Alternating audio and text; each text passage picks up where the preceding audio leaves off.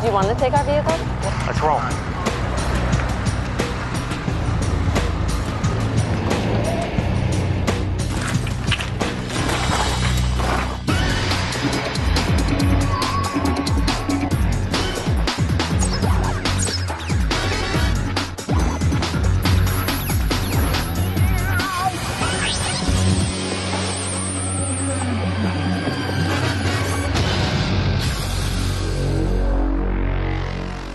Hi, and welcome to Ultimate Explorer. I'm Lisa Ling.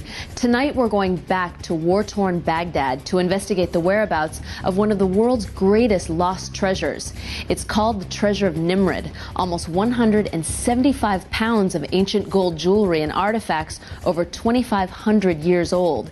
These remarkable jewels were put on display for a brief period of time more than 10 years ago, but have been missing from public sight ever since.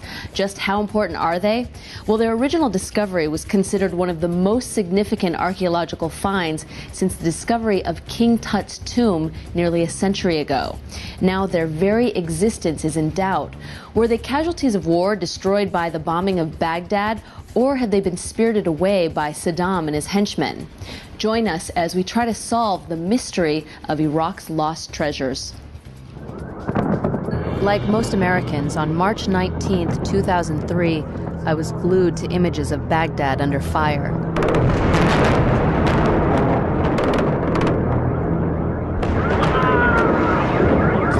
I'd actually been to Baghdad in the mid-1990s, but nothing I saw then prepared me for this.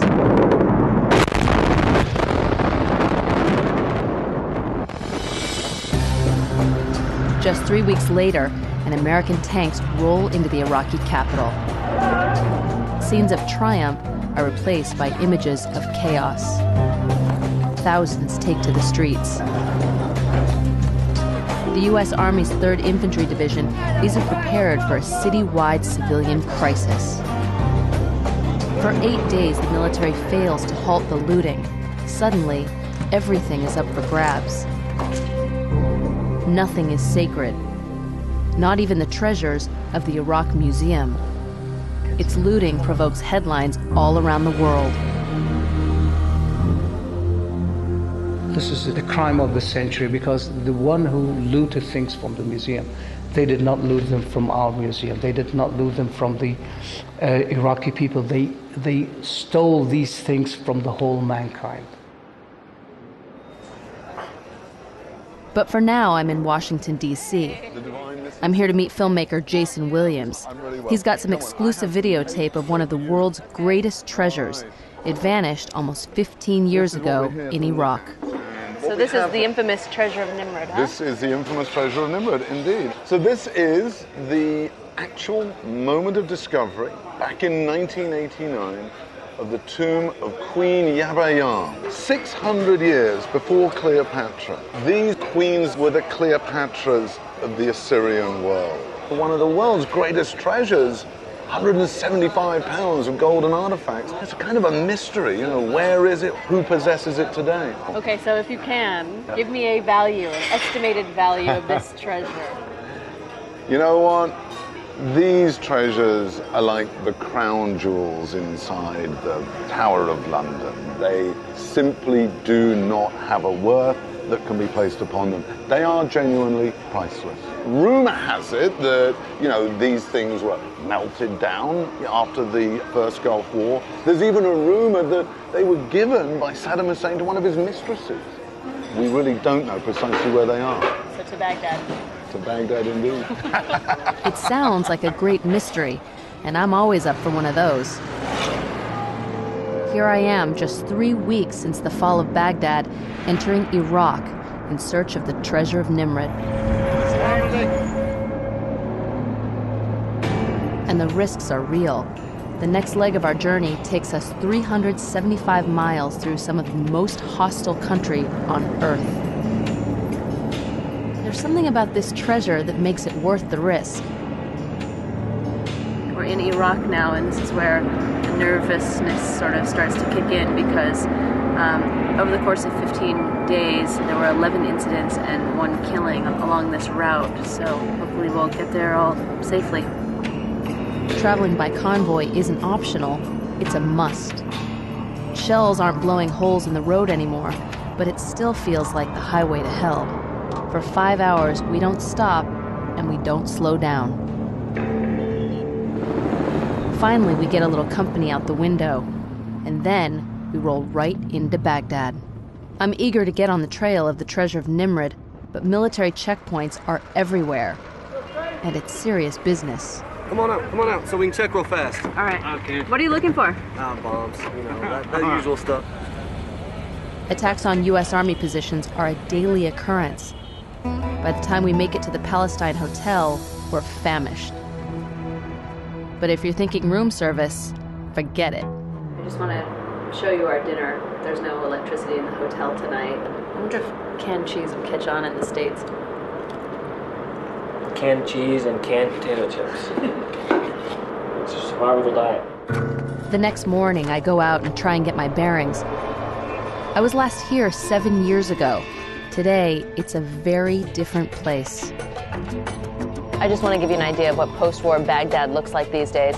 As you can see behind me, so many burned out tanks and rocket launchers, and in this area we have to watch where we're walking because there are a number of unexploded grenades on the ground. There's danger around every corner.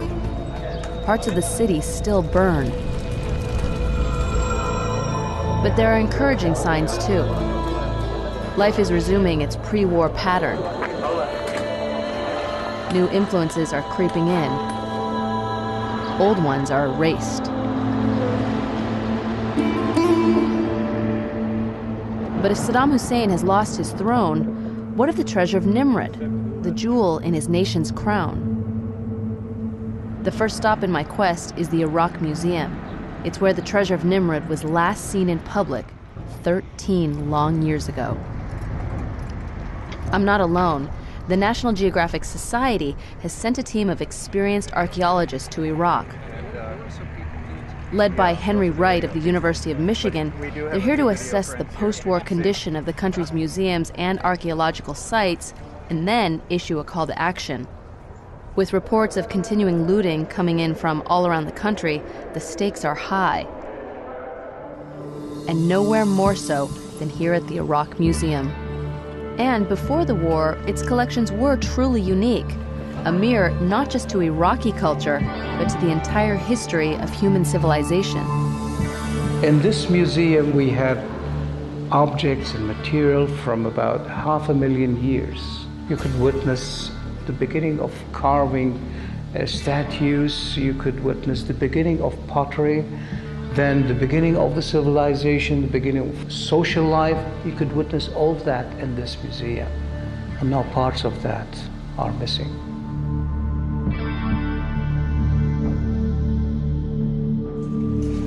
Donnie George is a 25-year veteran of the Iraq Museum. He invites our National Geographic team to inspect the damage firsthand. A lot of slides from this room scattered. We tour the devastation with him. They broke in, just went and broke the doors. They came with hammers and everything. We visit the administration building first. All the rooms were like this. The museum's records are not computerized. All its inventories and archaeological data are housed in filing cabinets and on index cards, or at least they used to be. The main exhibition galleries have also taken a beating. The other one is gone.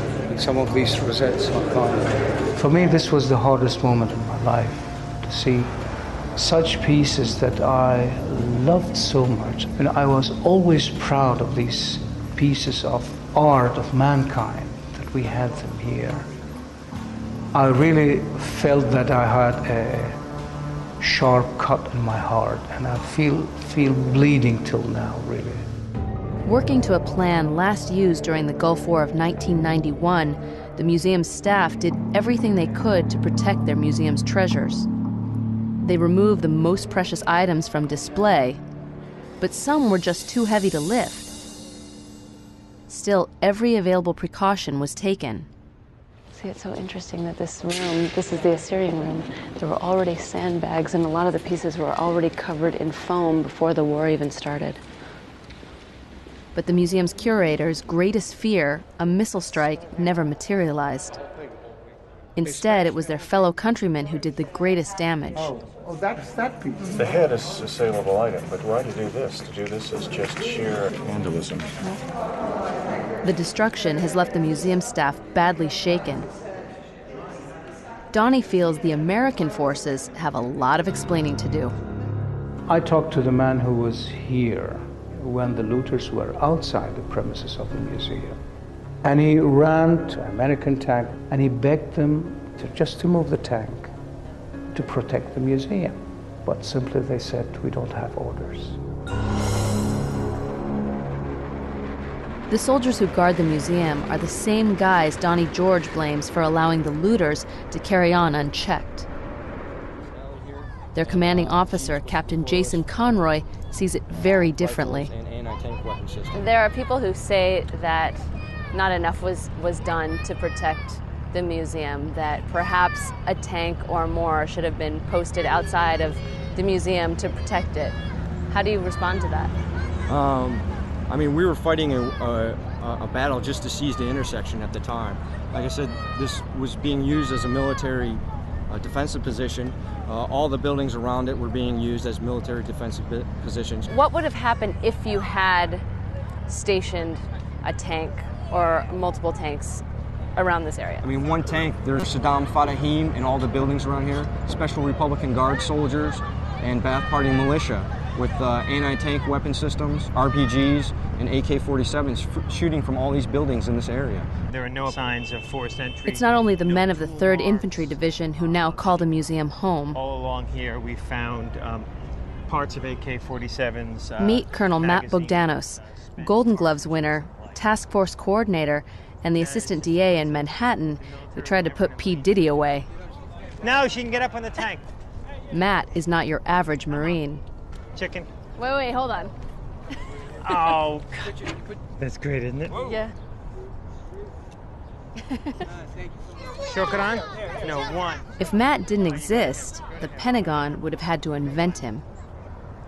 That's because Matt has an MA in classical studies from Columbia University. An individual fired an RPG.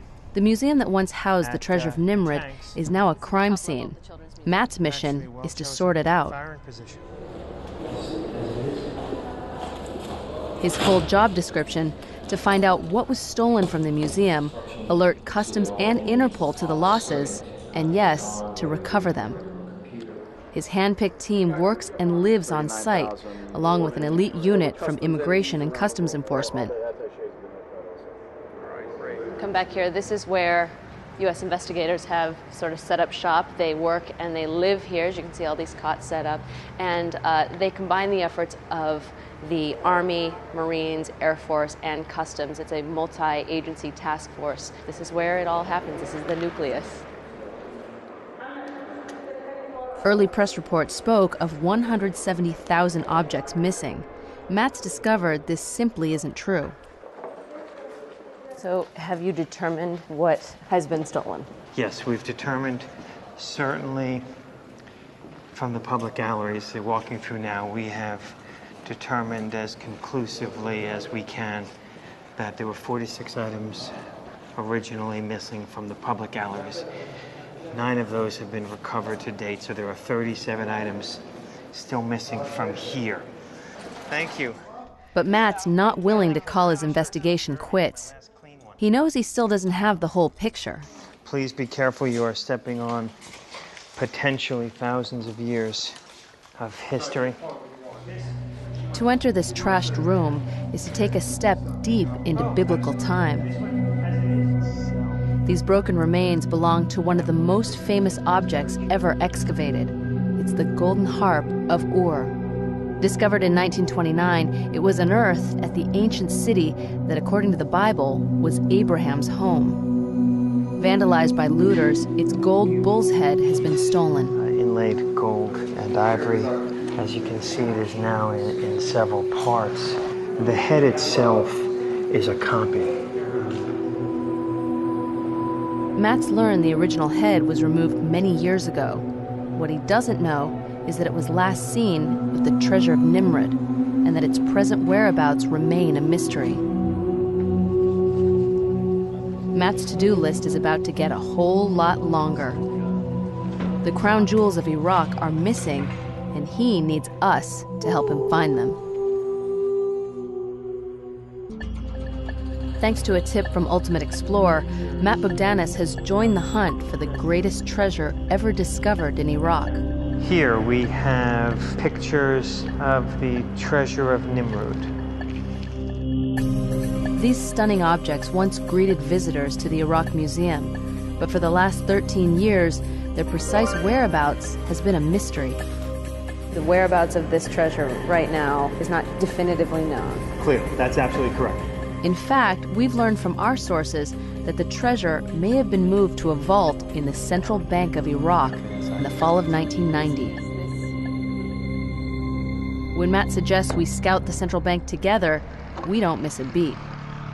It's 105 degrees and getting hotter by the minute, but right now, it's Kevlar time. There are a lot of automatic weapons in Baghdad these days, and it's not just the good guys packing heat. Let's roll. Nobody, least of all Matt and his team, is taking any chances. And Matt's team is very serious. Counterterrorism specialists, they routinely operate in some of the most hostile of environments. Next stop, the Fort Knox of Iraq. Which building did you come to? Okay. Our guide is one of the last people to have Then we'll go seen the here. treasure of Nimrud. He's the museum official who took it to the bank.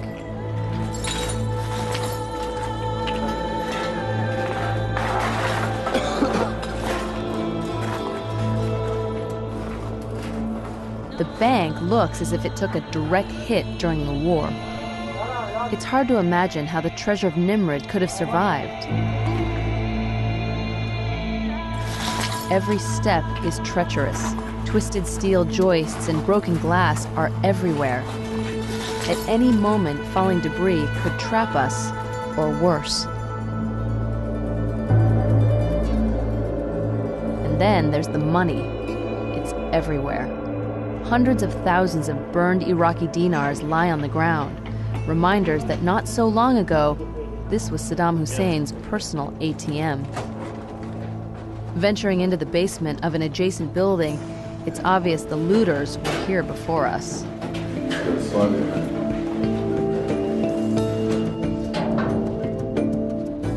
Records are trashed, doors forced. Looks like somebody was trying to break into it. Okay. It's pitch black, as you can see, and if you can look on the ground, everything is completely charred. The air is foul from fire and smoke. I can't make out the ground beneath my feet.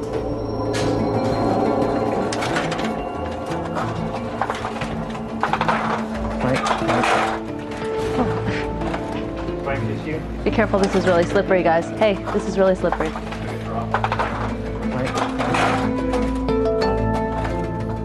There we go.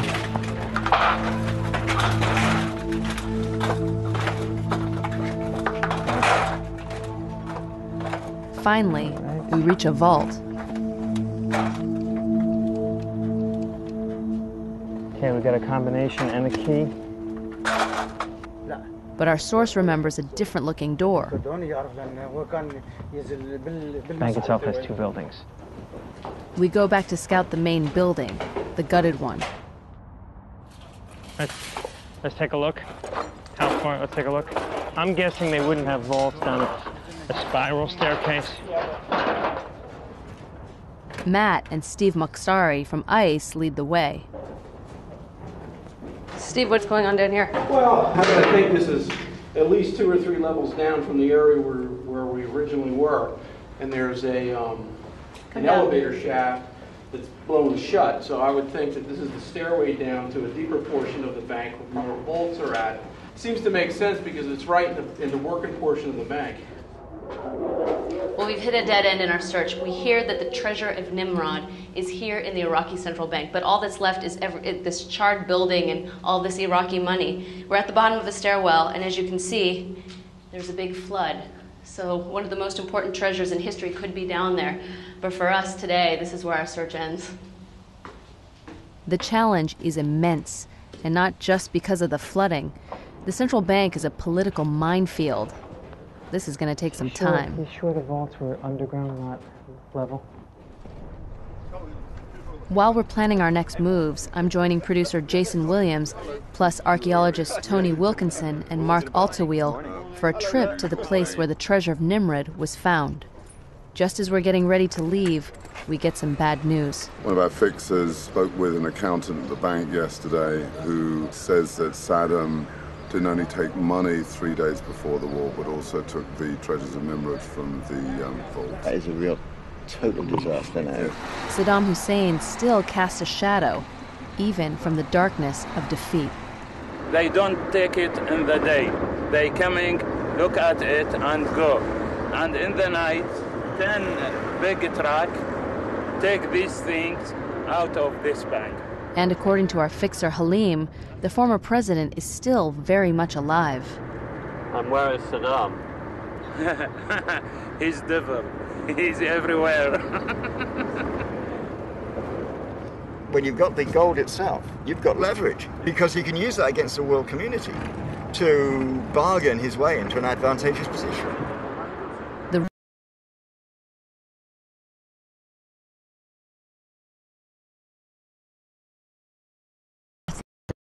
engulfed Iraq, and the occupying power that's very much in evidence. War and occupation, they're enduring facts of life in this part of the world. 3,000 years ago, military might was also the key to superpower status, which is exactly why Saddam Hussein portrayed himself as a warrior from the past. One of the empires he tried to emulate? Assyria. The Bible called it a land bathed in blood. Its armies overwhelmed the entire Middle East, occupying Judea and almost destroying Jerusalem. For almost 300 years, the Assyrians were the world's sole superpower, and for much of that time, this was the site of their capital city, Nimrud. It's taken us 5 hours to get here from Baghdad, but it's worth the trip. At first, it's hard to imagine this was once a mighty city crowned by a ziggurat or pyramid. Time has not been kind to the Assyrian Empire. From here it looks like I'm standing on a big pile of mud, but actually this is a pyramid. And unlike the Egyptians who built their pyramids out of stone, the Assyrians built theirs out of pure mud brick. So as you can see, it doesn't wear very well. But beneath me is the Palace of Nimrud, which was built in the 9th century BC, and the tombs of 4 Assyrian princesses are there, and that is where the treasure of Nimrud was found. The treasure was shipped to Baghdad more than a decade ago. But Nimrud itself, like an outdoor gallery of priceless art, remains a draw for looters. Recently, a single Assyrian stone panel sold in London for $12 million. It's little wonder why the U.S. Army is here in force. Unfortunately, they didn't arrive soon enough.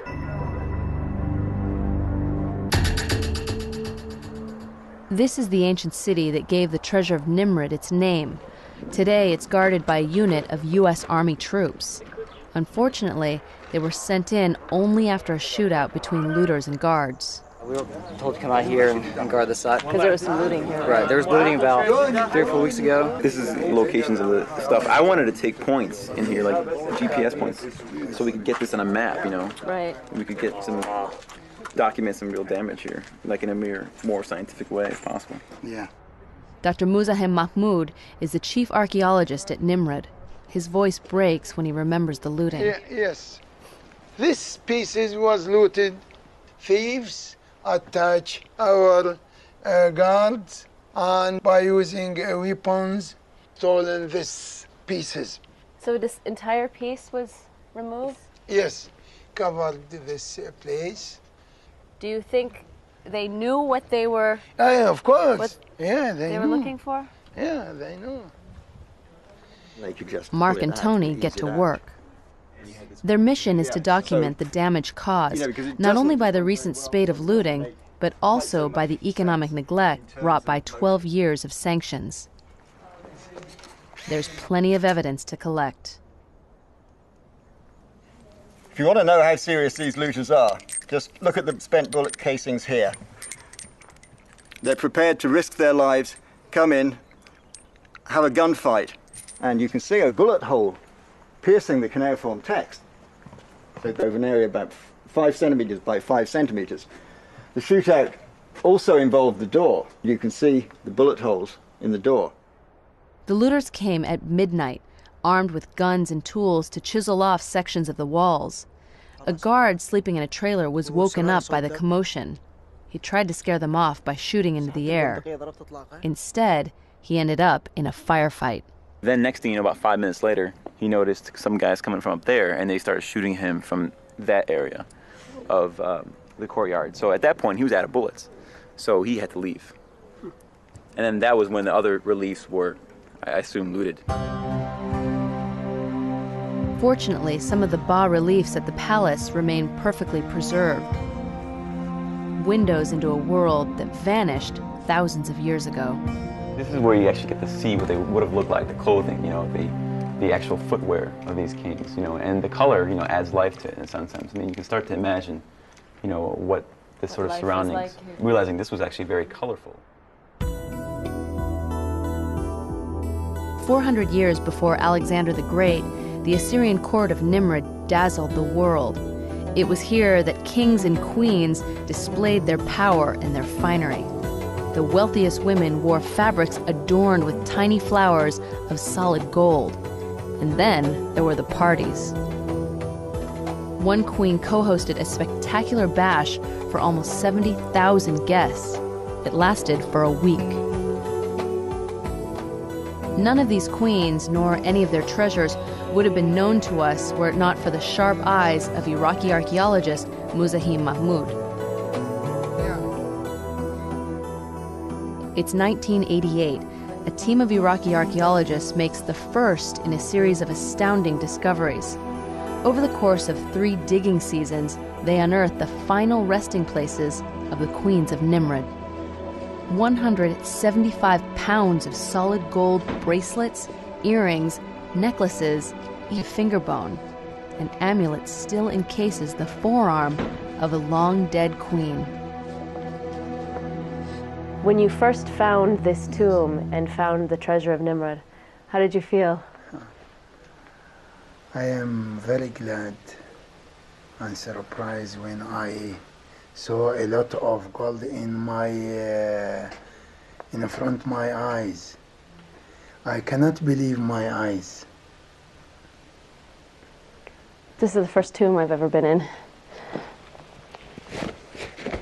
I may not know where the treasure is, but I'm getting closer to understanding something of its power and importance. Wow.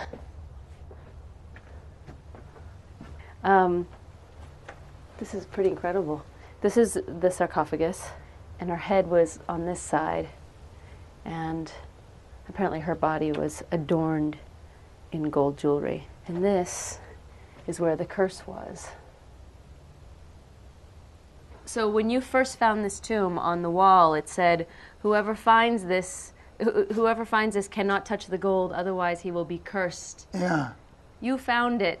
Yeah. And removed it from the tomb. And now I am in diabetic. Oh.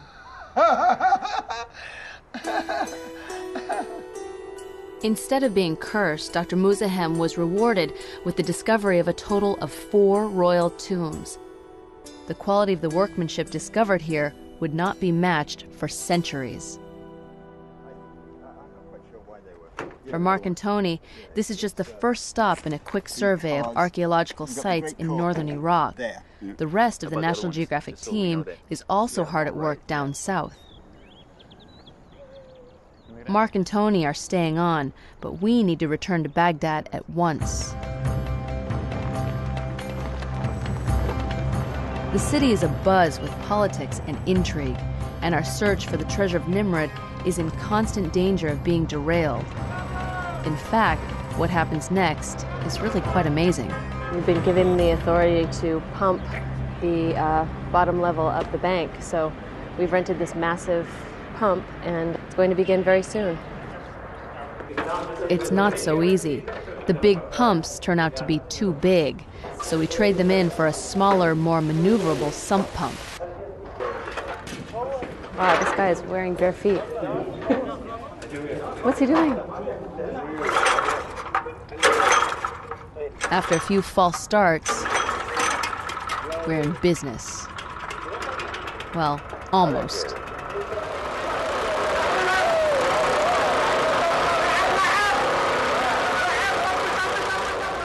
Okay, Jason, now you can smile.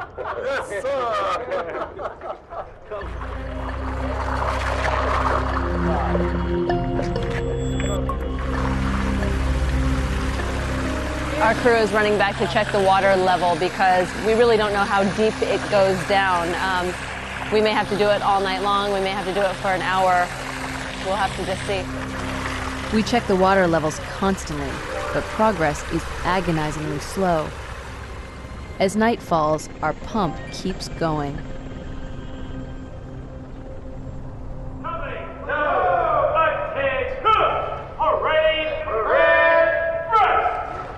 Another day for the troops guarding the bank. Another day for our pump operators. Another check on how we're doing. Alright, so apparently they pumped for a couple of hours and we just wanted to see if the water had actually gone down.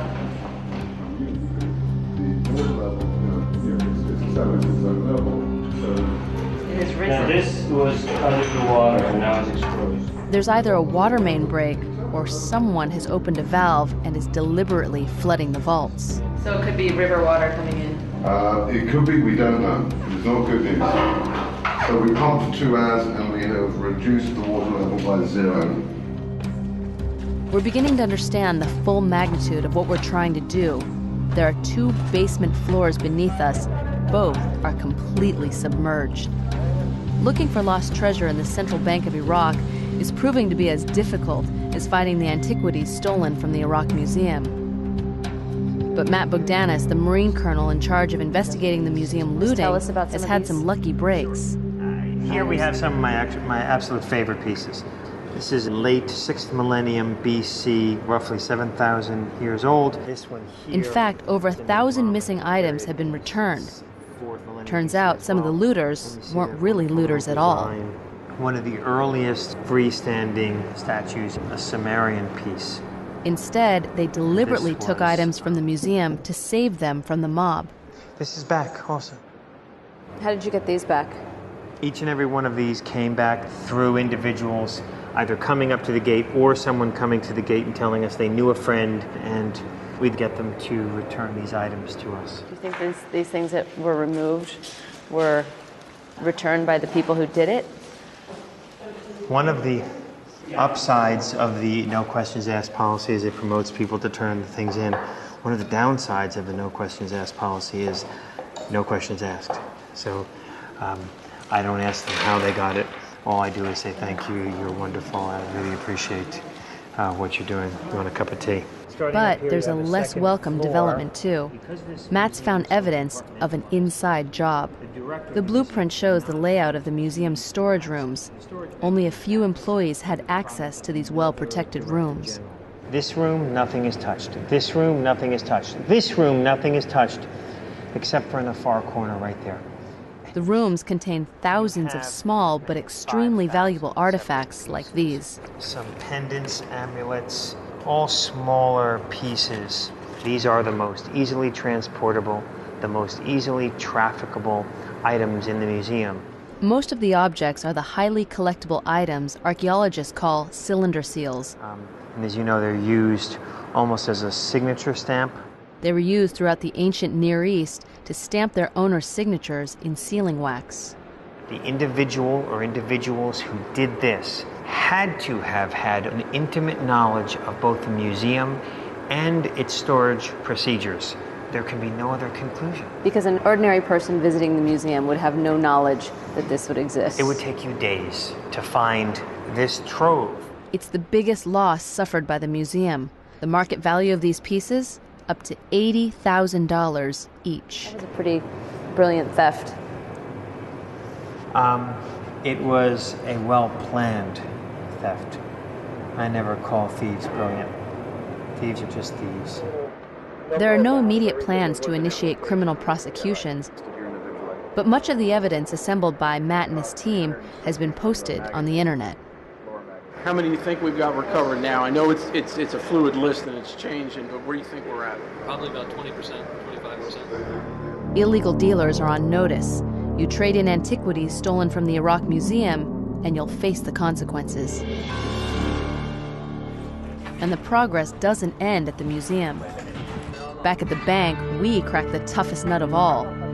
One of our Iraqi pump operators has popped every manhole cover he can find, turning off every valve in sight. It works. There's no more floodwater entering the bank, and the water level at last is going down by as much as 5 feet a day. Soon, we may know the answer to our mystery. Is the treasure of Nimrud still inside the vaults, or is it lost forever? The floodwaters are in full retreat. We've cleared about 650,000 gallons of water out of the bank. Finally, we can see the doors of the vaults we've spent so much time trying to reach. They're straight out of central casting. So tough, they stood up to the impact of a rocket-propelled grenade fired at point-blank range. But there's still no guarantee the treasure of Nimrud is safe. 2 days before the bombing began, Saddam Hussein's youngest son came to the bank. He carried a blank check signed by his father. That night, his men returned. Saddam's final withdrawal was an unknown quantity of gold, plus a cool $800 million in cash. But did he also take the treasure of Nimrud? Bashir is a bank employee and a witness. What did he see being taken from the vault?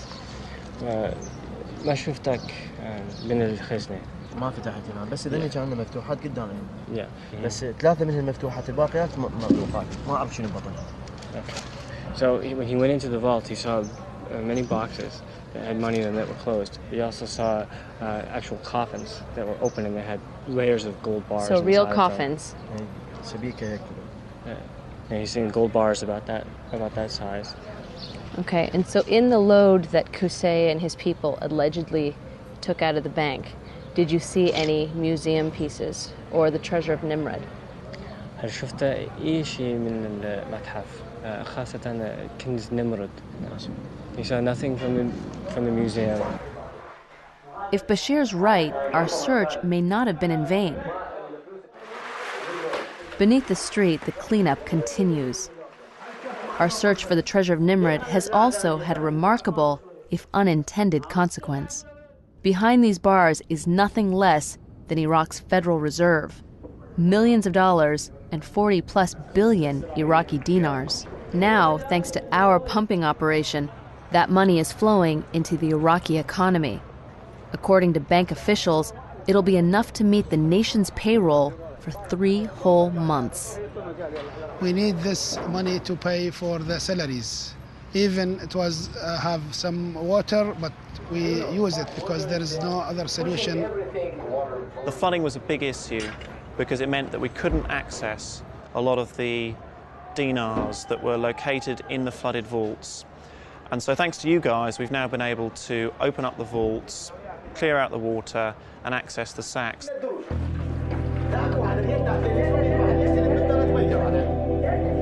At last, we reach the final barrier.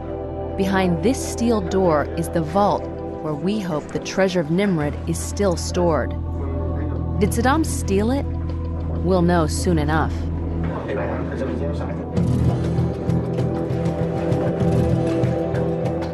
Opening the safe is no easy matter, even if you have the combination and the keys.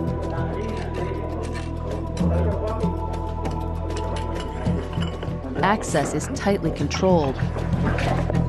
Only a single camera monitors the action. At last, the door opens. A quick scan of the room, and then we spot them, the museum cases. There's no obvious damage, and the lock looks intact. But do they still contain the treasure of Nimrud? Now politics intrude. The cases can't be opened until everyone, the bank, the museum, and the Pentagon, have signed off on the deal. Then, and only then, can we finally break the seals. I'm now joined in the studio by the man who got me into all of this, my producer, Jason Williams, the obsessed Jason Williams. All right, when we were there, they would not open the boxes. So what happens next? We left essentially on the edge of our seats like everybody else. We did not know what was going to happen next. We had one last best chance. And I went to one of the investigators and said, would you like to take a camera? They did. They took a camera with them into the vault, and National Geographic now has those images. That's right, and this is what they found.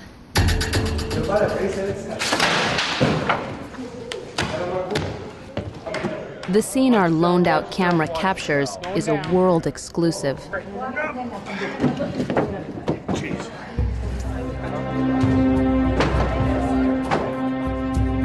The museum cases need a little persuading before their contents can be revealed.